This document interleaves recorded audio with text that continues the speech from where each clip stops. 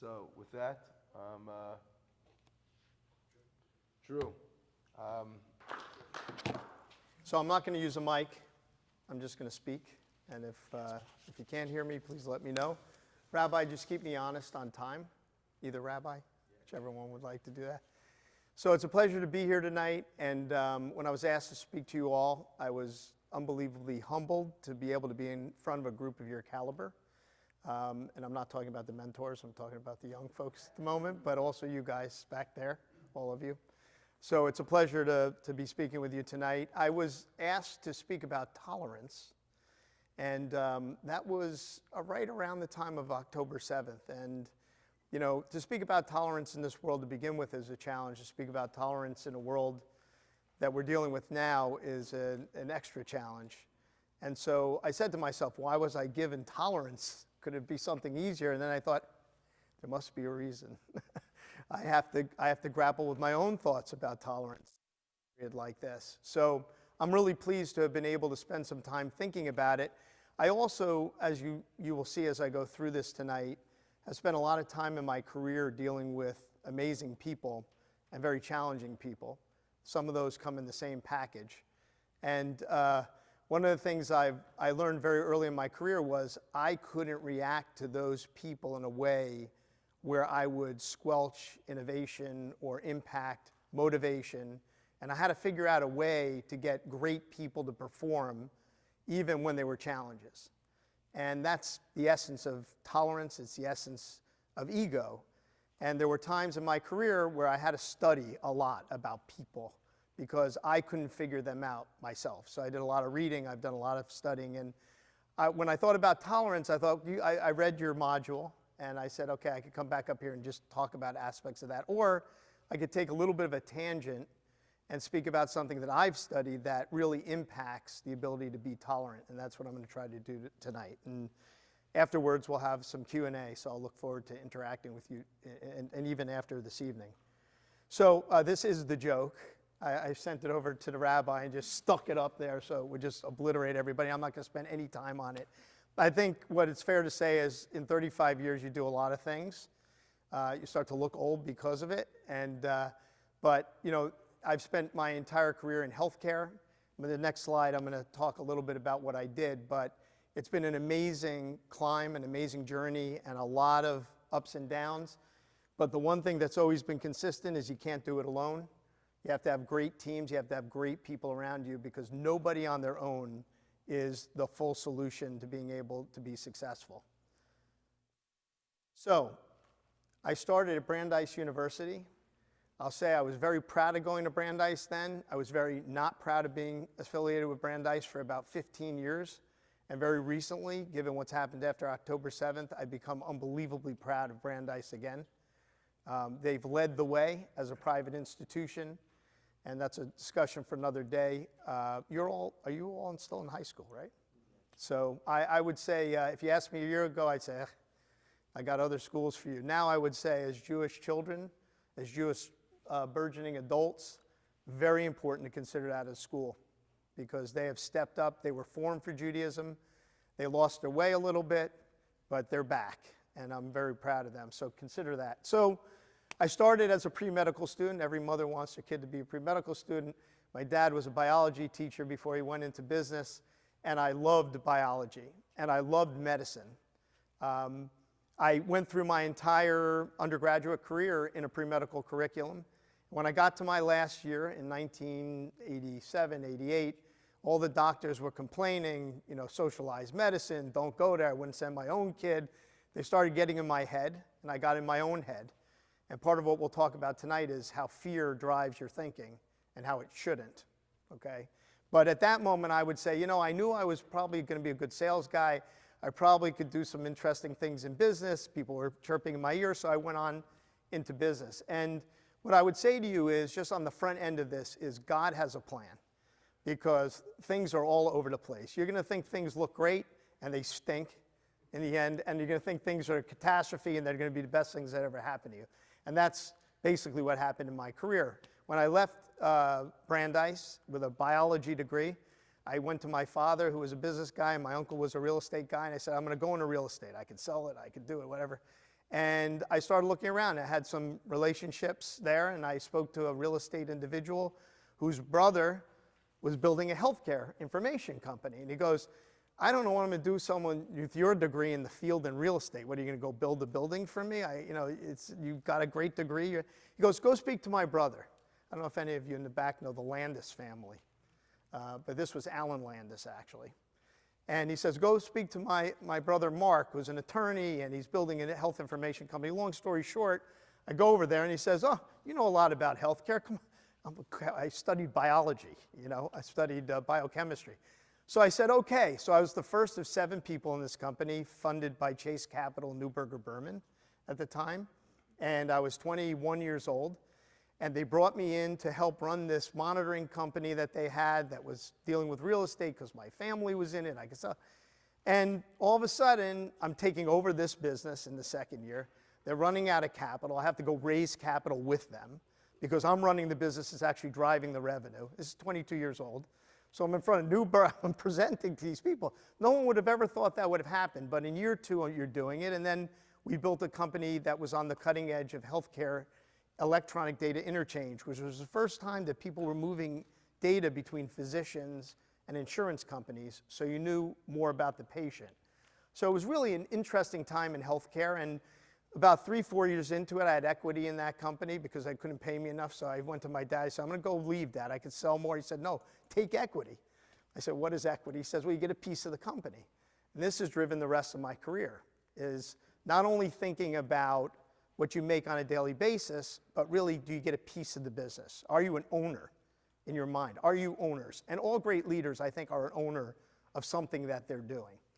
So I'm going to blow through this now because I want to get to ego. But basically what I would say is my career really went through lots of dipsy doodles. When I was at HIT, there was a big CEO came down and wanted to buy us.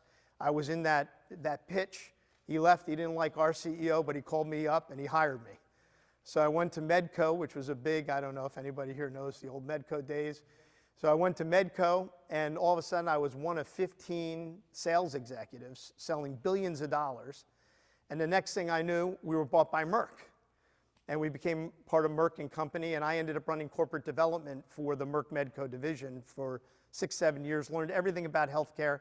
And then when my third child was coming, I had to make a decision. I was in a big company, and I decided, you know what? I'm either going to go into venture capital or I'm going to go run businesses. And I went out and started running businesses. And that's what's defined my last 25 plus years, is running public and private companies in the healthcare industry.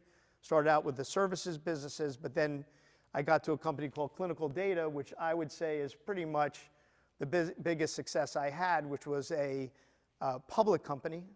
I'm not sure if you all understand what public companies are, but they deal in public securities. Any investor can buy into those companies.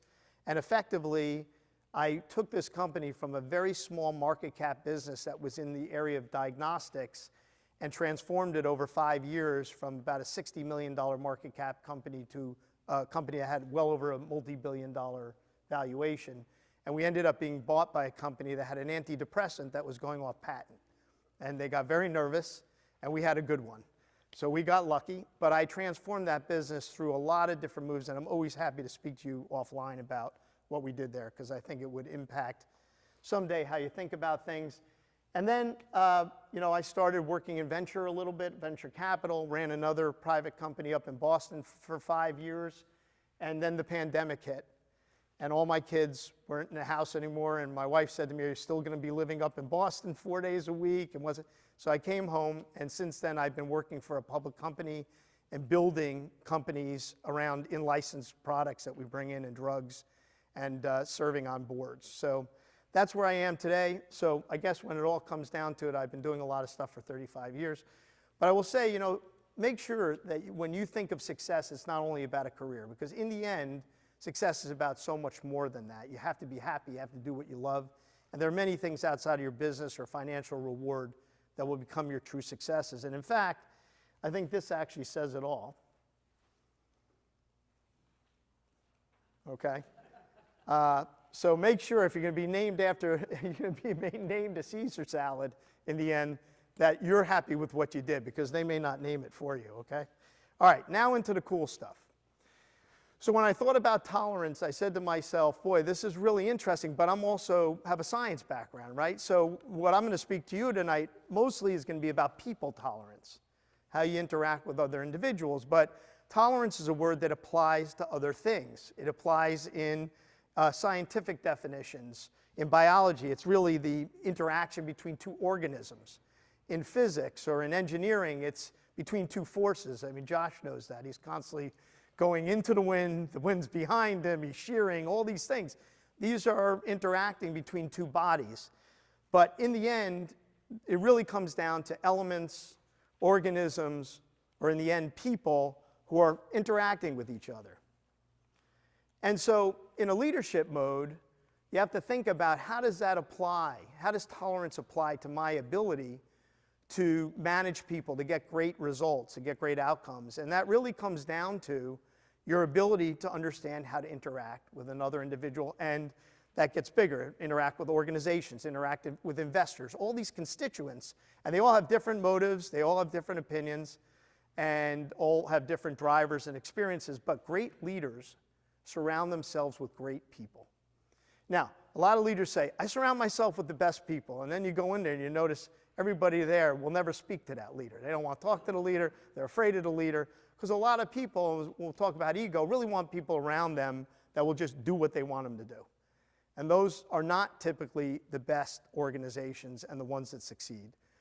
Leaders who bring the best and the brightest around them, who are very complex people.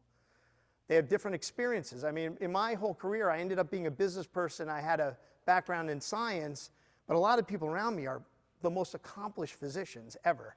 Unbelievable scientists. You know, Nobel Award winners and Nobel Prize winners. And yet, I had to get them to listen to me and do what the organization needed when they had ideas that were completely different. And the ability to do that, to surround you with people like that and get the best out of those people, usually results in great success for an organization. So how do you do that? Well, that's a whole different thing. And so I think as a great leader, you have to make sure that you employ tolerance to lead a diverse and productive team. And you're going to have to learn how to do that if you're going to be an excellent leader. You can lead like a dictator, but that usually doesn't go very well in the end. So now we'll get to the relationship between ego and tolerance. So I talked a little bit about tolerance. You know, it relies on the ability of these two elements to work together without destroying each other, basically. The core concept of tolerance can apply to organisms, forces. We're going to talk about people. But then there comes ego. Okay, well, I'm going to talk a little bit about ego after this. But basically, ego is something that we all have. You guys may hear people speak and say, oh, that guy's got a big ego. Well, first of all, if you're saying that, you have to think about yourself. But the second thing is, you're pointing out that somebody has a big ego like you don't have one. Every single person has an ego. It is part of your build. That is how you are constructed. And in fact, when the ego is active in unconscious people, and I'm going to talk about what that means in a second, people act based on what their ego is seeing, not what the person is seeing. And you could have two people who are unconscious in how they're acting, interacting with each other, and it's not a great recipe for success. Okay? So it's taken me many years of reading, many years of failure, many years of a lot of things to understand what that dynamic is, and I will never preach because it's easy to fall back into patterns. But the reality is, as time moves on, you start to learn about this, and you can be very adept at understanding how to harness the understanding of the interplay between egos to drive successful interactions with people. Excuse me. So this is how the cavemen used to talk about it. So I think, you know, at a very basic level, we're going to see that when people interact, if they're unconscious, it's basically a pattern of saying, I'm afraid that my ego will be dissolved by your ego. It's that basic. And at a Neanderthal level, that's how people interact. I mean, it sounds so basic, but that's the case. They want to cancel each other's ego out. Now, when we get into the modern age, it's more like this. Okay. So that could be me after a long day or talking to an investor or something, right? But this is somebody who's slightly unconscious, right? Because everyone else is an idiot. Obviously, everyone's an idiot. That guy is the smartest guy in the world. Can't be possible, right? But that's how he's viewing things through his ego. So this is my favorite part. This is 20 years of reading a lot of stuff, witnessing a lot of things. You know, what is the ego and how is it constructed? This is going to be a crash course. There's no way you're walking out of here knowing all this tonight. But I'm really actually hopeful when I was writing this that this will drive you to explore this. Because I will tell you, most people don't know this stuff until they either fail or they never know it. They pass on and they're still living unconsciously. If you can harness this early, and someday you'll have children and you can teach them to harness this early, it opens up a window into life that most people will actually never know exists. So I'm very proud of myself for bringing it here today because I'm really excited about hopefully this will put you on some sort of a journey.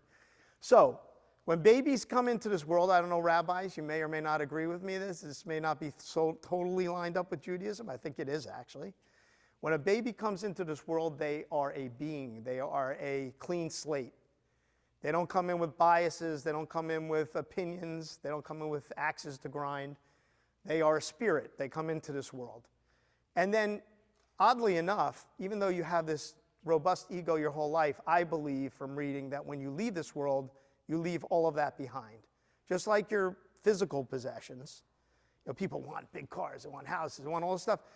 No one ever saw a hearse go by with a U-Haul truck following it, right? You leave your possessions in this world. So same thing here. I think when you leave all that stuff behind and you become a pure being again. Now, having said that, during our lives, we perceive the world through our egos in a way that that's how we see everything, unless we are aware that we are looking through our ego. That sounds sort of odd. So let's look into it. How are egos built? You know, egos are built, if you have a pure being as a child, mostly early in age. I'd say like anything. If you're an athlete, you know, a lot of your skills are in your early days and up into your early 20s, and then you sort of plateau. Well, the ego has amazing amounts of earnings in the first 5-10 years, and then a lot in the teenage years, your years. And as you get into your early 20s, your ego will be pretty well baked at that point, and then you'll pile on a little bit after that. But this is the period where the ego basically is learning, is getting its thinking, its behaviors, and it effectively becomes, if you can think about this, the other person inside. Okay? You think you're you, but there's actually someone living with you. You don't have to grasp that right this second, but I think if you study this and you start to work on it, you're going to see, geez, this guy was actually right. My thoughts, like, where are they coming from? Why do I have all these crazy thoughts? Why when someone says something to me, I react like this, and then later I'm like, why did I react like that? Okay? This is how you begin to get constructed. And you learn it effectively from your parents mostly in the early days, but then all the people around you, other family members, friends, teachers, kids in the neighborhood. And then also, ego begins to become how you interpret everything. It's not a true reflection. It's literally how you're interpreting, but it's not potentially what's actually going on. And last but not least, believe it or not, the ego is afraid of being extinguished. It's afraid of being destroyed. So if you think about that, you got someone living in you that is afraid of stimulus that may kill it. And when we see people marching through the streets trying to transform the world, talking about gibberish, things that don't even matter, and you walk up to them and you say, the Jews were there for 3,000 years and they want to kill you, they're unconscious. Okay? Just as a primary example, they're not thinking, oh, geez, maybe the Jews were there for 3,000 years. Maybe I should listen to this. Maybe I should be open. No, their thoughts, their mind, this is one example, right, is in their head. They are, the third person in them that was built is now interacting with you, not that person anymore. Okay?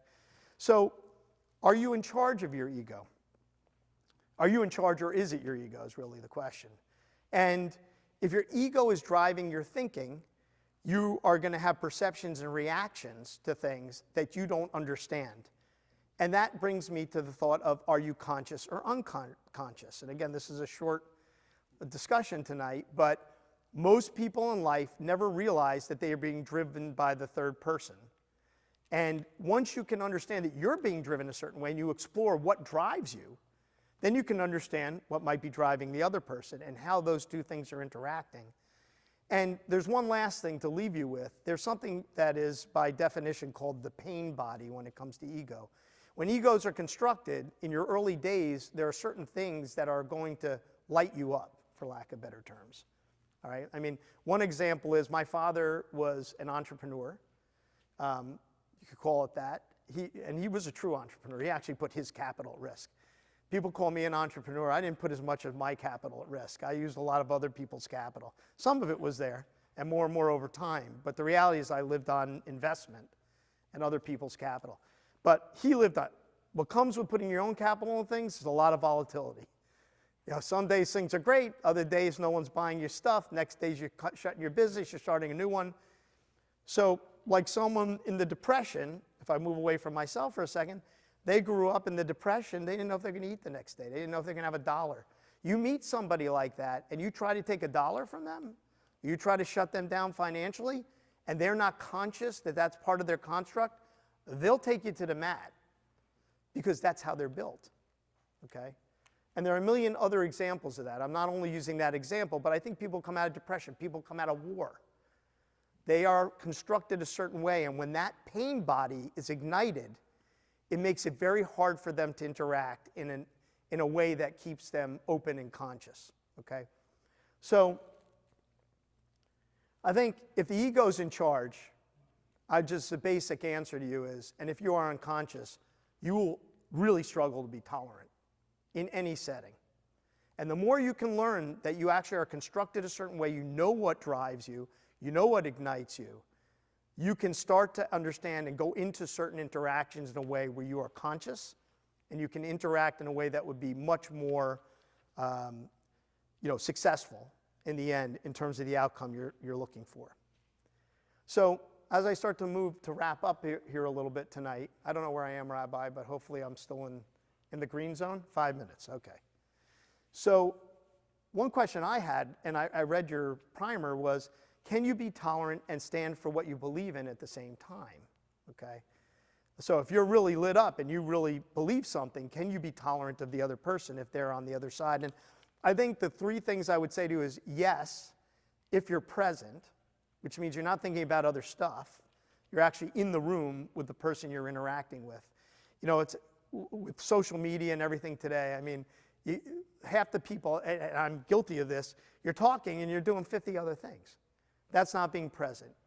I would only suggest to you guys have to work on being where you are.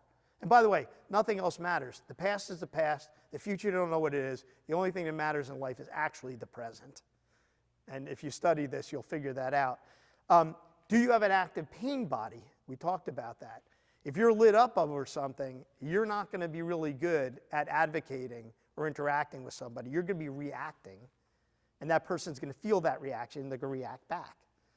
And then last but not least, are you measured in your approach or your position? In other words, are you interacting around facts or are you interacting around emotion?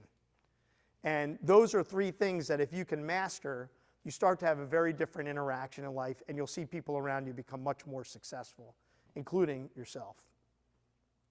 And one other question I had, and I read in your module, was, do you need to be tolerant of the intolerant, of people who are intolerant?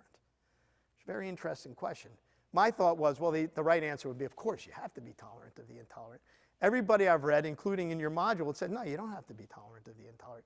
Now, it doesn't mean you have to be nasty. It doesn't mean you should be activated with your pain body. But what I would say is you should be in a position to be able to interact with somebody. But if they are intolerant of you, and I'm going to put somebody up right now who I'm actually an amazing fan of. Her name is Ayan Hirsi Ali. I don't know if anybody knows of Ayan. Ayan is Somalian by birth. She escaped Somalia and very extreme Islamism to live in the Netherlands for a short period of time, and then came into America. She was a victim of genital mutilation at 5 years old. She dealt with a host of things in her family, honor killings, et cetera, right down, from Sharia law. But her opinion is, and I have tremendous respect for her, that tolerance of intolerance is cowardice. And as I read other people who I have great respect for, there seems to be a common theme that you don't have to tolerate intolerance. Now, how you interact with intolerance is a whole different question. But remember, if you react in a way that's unconscious, I think the result will be bad. But if someone's intolerant of you, your religion, your family, you have every right to not step away from that and tolerate it. But always be present and in control, and I think you will get a better result. So I'm going to switch away from the ego now, and happy to take any questions on all of that or go offline at some point and just bat stuff around with you guys. But I've had a bit of a journey here, and I've sort of, sometimes when I've thought about things, I just write them down, like what's important. And so I'm just going to try to impart this on you since I'm not a weekly mentor, but I think that these are some things that I've had that may be of value to you. In your life, always move forward. Okay, I think of a shark. I wish I was a marine biologist, actually. But I think of a shark. A shark can't lay on the bottom, except for a couple, and not move. If they don't move, they don't breathe, okay? I feel like in your career, I'm not talking about leaving companies and running around sideways. I'm talking about don't sit around and wait for the perfect thing. Don't sit on the sidelines. Get in there and move your way through. That's the only way you're going to learn. Early on, write down goals early and often. Okay, when I came into my first job, I listened to a guy by the name of Tony Robbins. I listened to his tapes on the way back and forth to work, thousands of tapes. And I would suggest you read him because I still think he's unbelievably relevant in sales and modeling and everything else. But he said to me, you can't go anywhere unless you know where you're going. And you can't just keep it in your head because then it changes. So write them down. Know what you want. Go through that, write them down in excruciating detail, and when you meet them, or as you're getting close to them, write your next set of goals. You always know what waypoint you're shooting for. Listen, listen, listen. Stop talking all the time, listen. Listening is an important skill. We've lost that in a lot of places in life. The key thing about listening is you absorb so much, but also listen to people who are older.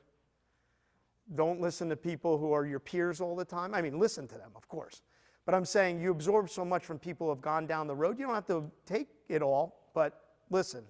Surround yourself with the best and brightest. We talked about that. Utilize the talent around you, but ultimately be decisive. Once you bring that input in, don't be paralyzed by consensus.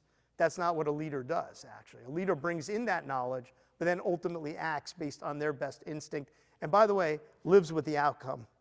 If you fail, it was your decision. But failure is not a bad thing. I'll jump to a couple of the last good ones that I like. Life goes quickly. Don't always look to the future. That's about being present. You're going to wake up, you're going to have like 5 kids, you're going to be 100 years old. You might have 10 kids, you won't be 100 years old. But it comes fast, and then you're going to be looking backwards and saying, why was I thinking about that? Live in the present. It will come. Plan, but live in the present. And also don't compromise your values for anything. Not for a job, not for anything. And my suggestion always is if you don't have values, get them quickly because you need some to be good in this world. And never worry about failing. Failing is a crucial part of success. If you don't fail, you're actually not in the arena. And I'm going to have the rabbi read something about that right now. One other thing I'll say is, I love this line. Leadership is doing what is right when nobody is watching. And that is really important because a lot of leaders are worried about the press, the investors, this and that. What are people going to think of me? Do what is right and do it the way you would do it if nobody is watching, okay? When nobody is watching. So, Rabbi, would you come up and read this? There's one thing that Theodore Roosevelt said that I think says it all. And I'd like you guys to walk away thinking about this and how you construct your life, if you would, Rabbi. It is not the critic who counts, not the man who points out how the strong man stumbles, but where the doer of deeds could have done them better. The credit belongs to the man who's actually in the arena, whose face is marred by dust and sweat and blood, who strives valiantly, who errs, who comes short again and again, because there's no effort without error and shortcoming, but who does actually strive to do the deeds, who knows great enthusiasms, the great devotions, who spends himself in a worthy cause, who at the best knows in the end will triumph in high achievement, and who at the worst, if he fails, at least fails while daring greatly, so that his place shall never be with those cold and timid souls who neither known victory nor defeat. President Theodore Roosevelt. Thank you, Rabbi. I think we can boil that down to, you sit on the sidelines, you got one kind of life. You want a rich life, you got to be in the arena, and that's going to be a bloody affair. You're going to get beat up, you're going to get pushed around, you're going to fail, but you can't win in a way that is meaningful if you don't put yourself in the arena. And I hope you guys will always grasp that opportunity, because it's easy to sit on the sidelines and point at people and say they should have done this better, I would do this differently, but not be doing it. Doing it is pretty much everything. And so the last thing I'll say, like I said on the front side, is success to me looks very different. Maybe in my 30s, it looked different than this. I was striving, I was reaching. But in the end, when you guys get there, success is going to be being with your family, and that's going to mean everything. It means everything to me. Watching them grow up, 2 out of 3. We're in good shape, and the blonde over there is working on it, and she's young enough. She thinks she's never going to meet anybody, by the way, if someone has someone excellent that you think she will like.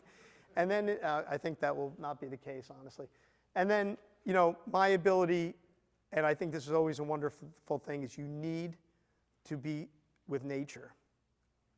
If you ever feel like you are lost or you're struggling, you go back to nature, because nature shows you that you are but a speck in everything going on. It makes everything you're thinking is so important become so unimportant.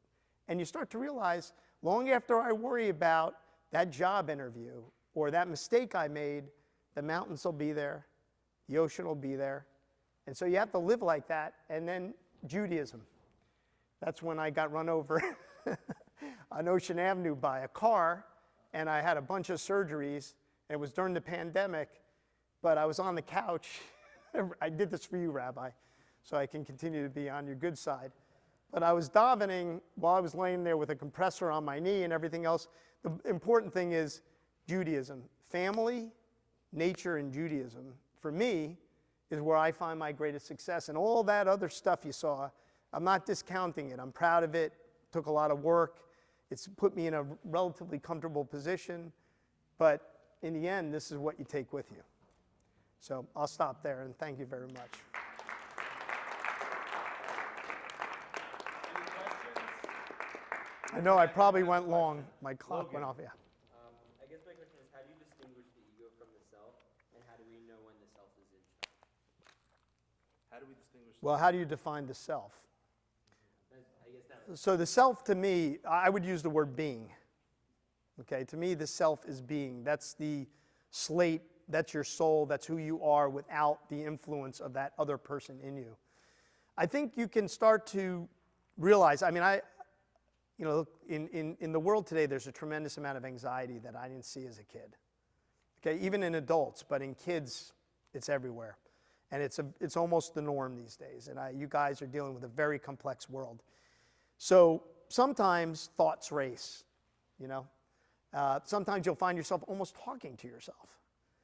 When that's happening, you're not present and you're not dealing with yourself. You're dealing with the ego, because what you're dealing with is the construct that is inside of you that is feeding you these thoughts. When that happens, stop, become the observer, become a third person. Say, wait a second, this is not me, this is not my thoughts, not my pure thoughts. This is my ego speaking to me. My pain body is activated, something is activated. And when you start to do that, you start to get some distance from what's happening in that moment, and it gives you clarity. I would also say to everybody, it sounds like cliche, but if you don't meditate, and I don't do it enough, but I do it, and I certainly do it in tougher times. If you can become good and regular at meditation, it's unbelievably important to your life, because those thoughts race when you don't have stillness. And in life, stillness is the secret to being able to be present and experience things without that noise. You have to train your mind almost to be still in certain instances, to be able to get away from that ego, and also to actually identify that ego. If you're not still, you're in the noise. If you're still, you see the noise. And that sounds a little complex, but meditation is very helpful at starting to distance that, and it gives you a better shot at starting to identify those things. Yeah, but Throughout you were talking about like your readings and your books and your ideas that you Yeah. got from these books.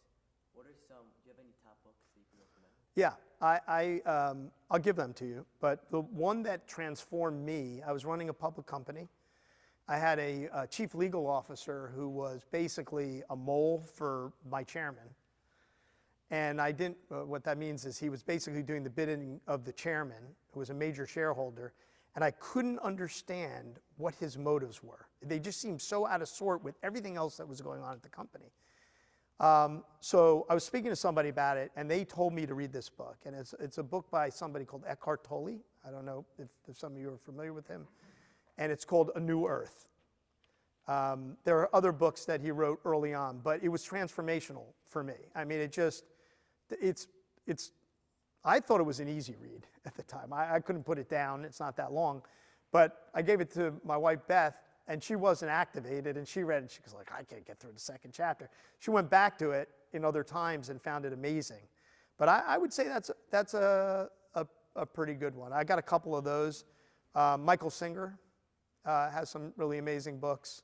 But you will find, once you get into it, you just won't be able to put it down. Because everyone has a slightly different angle, but it all comes back to the one slide I described in like 5 minutes, which will take a lot longer.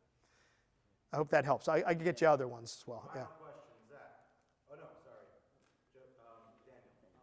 Be more specific on distinguishing between ego and self. How do you distinguish between confidence and ego?